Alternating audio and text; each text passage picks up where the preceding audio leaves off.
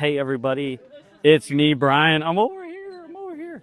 We are in the final stages of a UEFN game jam at Public Lakes High School in Palm Beach, Florida, and it's been amazing. We have nearly 30 students in this amazing esports program in this high school, all made fully functioning games in the last 2 days, and they're all testing them right now. This has been an amazing experience, and we're so grateful for Julius Edwards and Mike Marrero for putting together this amazing program, and for Epic Games for bringing us here to make this possible. We're collecting the Student Choice Award right now. So all the students played each other's games. They voted for the top 3. Contribution to and today. I need that paper. It's been a really exciting past 2 days. Everyone made UEFN games in 2 days using the cool thing about this one, no violence. It's an obstacle course competition that's intense focus on animation skills. So students that already have animation skills from things like